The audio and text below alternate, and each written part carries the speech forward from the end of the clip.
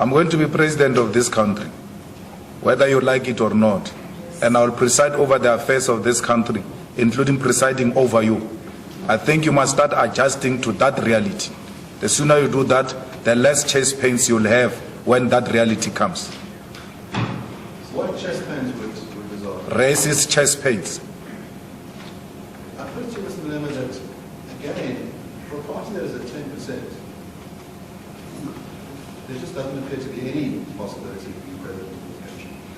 Your party that you represent has got no any percentage you can talk about, because it will never even try. Our people will reject a racist party like the one you represent.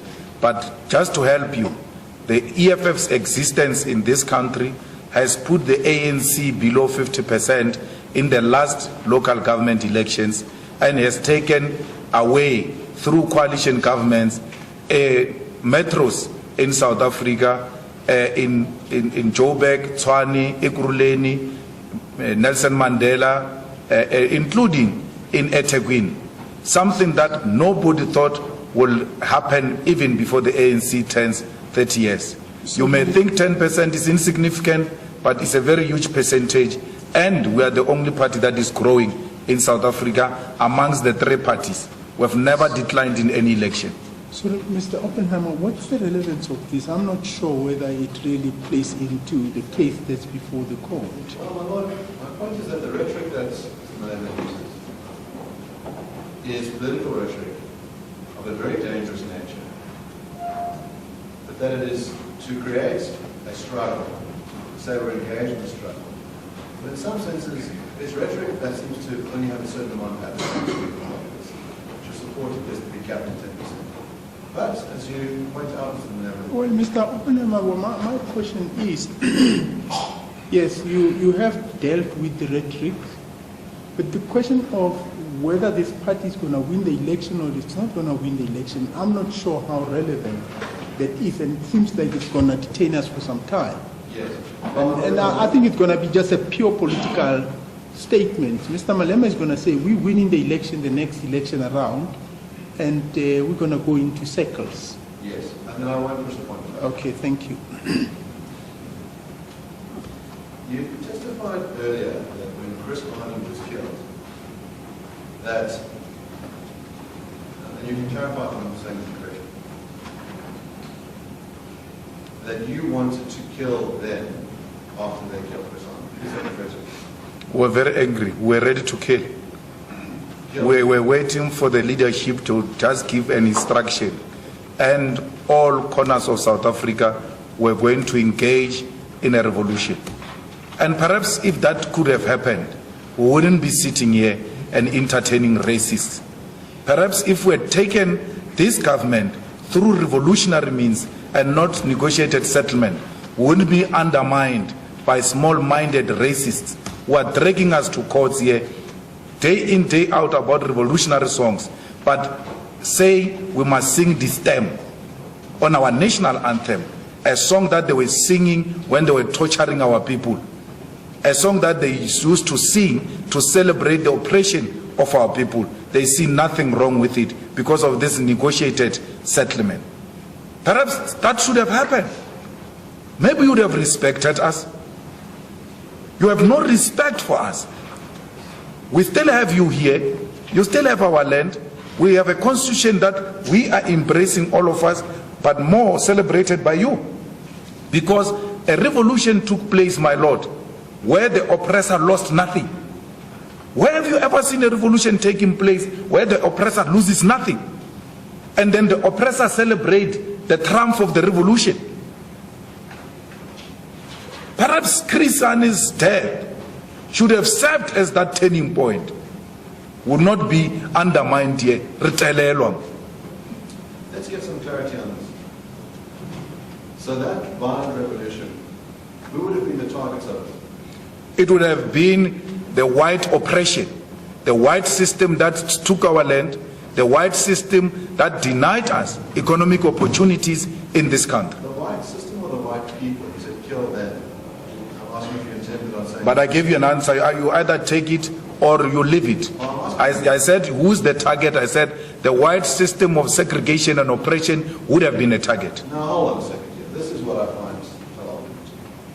You want to say we should have had the violent revolution. We wouldn't find ourselves in court today being dragged here to answer about hate speech.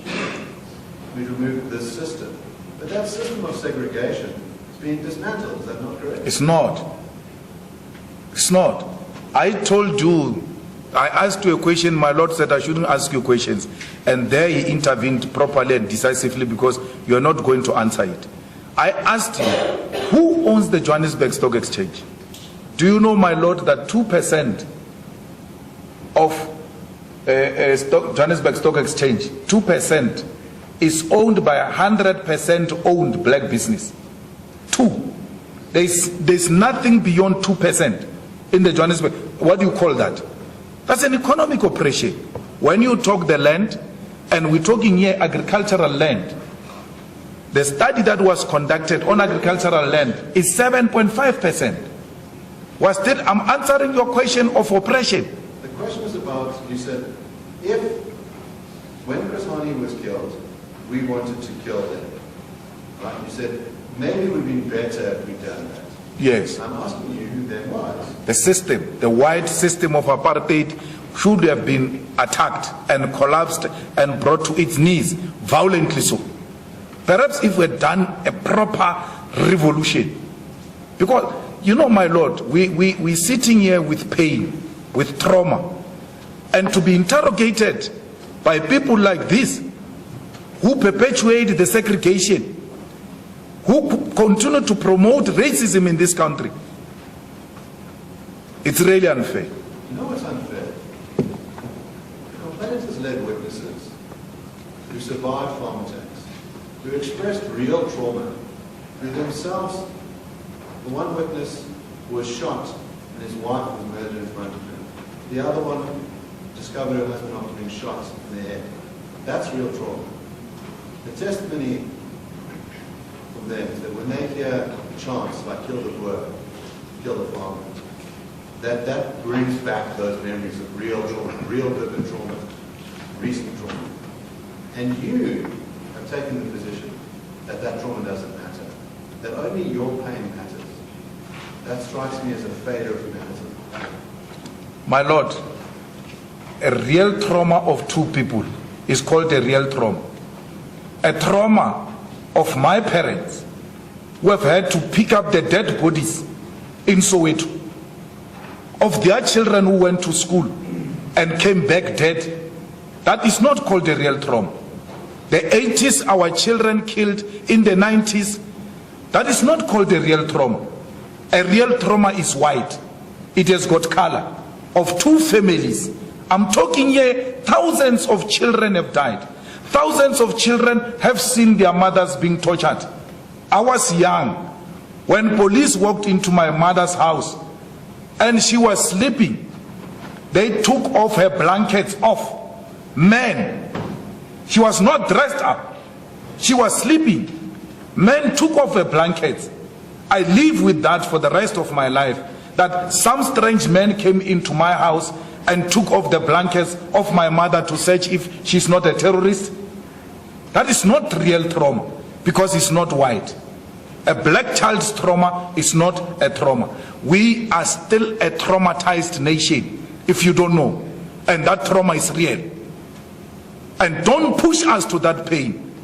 Because when that day comes, we'll not be scared. We've lost everything. We survive by the day. We don't know what tomorrow holds for us. Just elaborate on that. I've elaborated. When you say you'll not be scared, what do you intend on doing? I'm not scared of death. I'm not scared of death. I don't know why I'm still alive. Are you scared? I died long time ago. Are you scared of killing? I'm not scared of killing. A revolutionary is a walking killing machine. Not scared of death. If that need arise, I will kill. And I will do so with no hesitation, especially in defense of my people. I'd like to refer you to Peter Macaber's singing of Kill the Boer, Kill the Farmer. It's at page 194 of the book.